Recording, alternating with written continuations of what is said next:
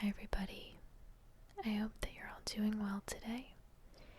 In this video, I'm going to share with you a recipe that I came across a few weeks ago that I really wanted to try, and so I thought I would try it out with you guys and kind of take you along with me and show you what I did.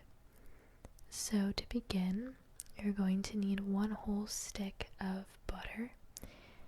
Obviously, I did not have 1 whole stick of butter, so I'm using 2 halves, but whatever you have will do the job just fine. So to that stick of butter, I'm going to add 1/3 of a cup of sugar. Seems like a lot of sugar, I know, but I promise I didn't make this recipe. And to that, another 1/3 of a cup of brown sugar. Now, as you'll see, I tried to kind of mash this up a little bit, but because the butter is straight out of the refrigerator, it's not really going to budge, so there's really no point. But you do need to melt what we have in the bowl so far. So I'm going to pop it into the microwave. I tried initially for about 30 seconds, but when I took it out the first time, that didn't seem to be enough, so I'll recommend you do about 45 seconds if you would like to try this recipe. And you're going to want something that looks a little bit like this. And to this, I'm going to add 2 tablespoons of milk. I believe any milk you have is fine. And then 1/2 of a teaspoon of vanilla extract. A little bit does go a long way. And then 1/4 of a teaspoon of salt. And this is when the mixing is really going to begin. So you want to just mix it all together, bring it all together for as long as it takes, making sure to scrape the bottom of the bowl to incorporate the sugar as best you can. For time purposes, I'm going to edit out a bit of the mixing, but this is basically what you want it to look like when you're done. To what we have so far in the bowl, we're going to add 1 1/4 cup of flour. And this is when the heavy mixing really begins, and we're going to start to formulate the dough that we want. So this, I would say, takes the most time to mix, but not too long. Just be patient. And we're going to skip ahead just a little bit further down the process to when we're going to add our chocolate chips in. So here I'm just kind of folding it together once more, making sure everything really is combined together. And I'm going to add 1 cup of just plain old chocolate chips. I'm using milk chocolate because that is my favorite kind of chocolate. The recipe did call for mini chocolate chips, but I did not have any, and I will say that the regular chocolate chips did work out just fine. But if you would prefer mini chocolate chips, then go right ahead.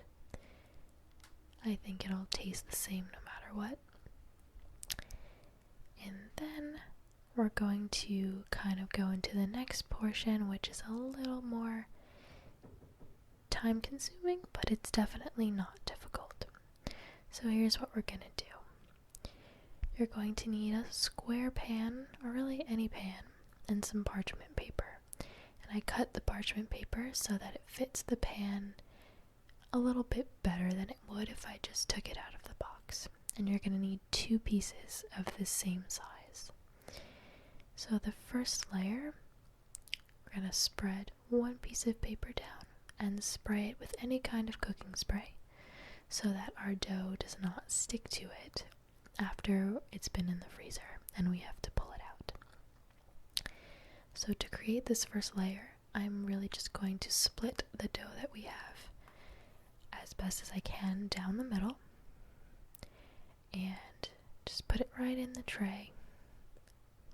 And then this is when I'm going to roll up my sleeves so that I can use my hands to spread the dough as best as I can. And then after the first layer is completely spread out nice and even, I'm going to put the second piece of parchment paper down, being careful to put it exactly on top of the dough that we already have. And then we're going to spray that piece of paper again. We're going to do the exact same thing that we did the first time. So take our cooking spray, spray it, making sure to get every single space. And then we're going to take the second half of our dough, and again, just do the exact same thing. And you're going to see me use the spoon right now in the video. I'm not sure why I tried to use the spoon, but I do recommend using your fingers. So then you're going to have two spread out layers, one on top of the other. That's what it's going to look like. And you're going to freeze it for about an hour. And once you take it out, you're going to take the two layers out as I did, as you can see. Take one more piece of parchment paper, lay it down just like we did before, and again, make sure to spray it and get as much of the paper sprayed as possible, because once it gets stuck, that's really it. And then we're going to take our layers, put the first one down, and this is when we're going to fill it in with any chocolate chip cookie dough ice cream that you want. This is kind of just the brand that can usually be found in my house. And I initially tried for 3 scoops of ice cream, but when I started to spread it out, it actually wasn't enough, as you'll see here. I believe I tried with 3.5 scoops. But anyway, you're going to see the process now. So I'm going to try to smash it all in there, and then when I realize that it's not enough, I add one more. So I recommend 4.5 scoops of ice cream. But of course it does depend on what size your pan is. So once the ice cream is all spread out nice and even, you're going to take your other layer, being careful not to break it, as I did, and lay it right on top. I'm going to set this piece aside just so I can get it nice and even. There we go. Pressing it down, making sure it's all together. You're going to freeze that for about 6 to 8 hours. And then once you take it out, it's time to cut it. So I recommend holding your knife under really hot water for a few seconds, because it really just makes it so much easier to cut and go through. So once that is done, it is time to unwrap what we have so far. So I'm going to just take this out, bring this towards the center once I move everything out of the way, and just unwrap this little gift. And I do recommend letting it sit out for maybe 5 to 10 minutes before you cut it, because as you'll see now, as I try to cut it, it does start to crack a little bit because it really is so solid. But I believe that if I let it sit out for a little bit, it would have been a lot easier to cut through, and you wouldn't really mess up the layers by letting them crack. But I'm going to cut this into smaller pieces as best as I can.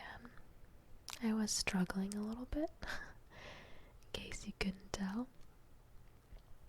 These two I'm actually just going to pull apart because it's just much easier. And up close, that's just what one piece looks like, and I'm going to show you even closer what it looks like. Okay? So we've got little pieces of cookie dough in the middle, as well as the 2 layers of cookie dough on each side.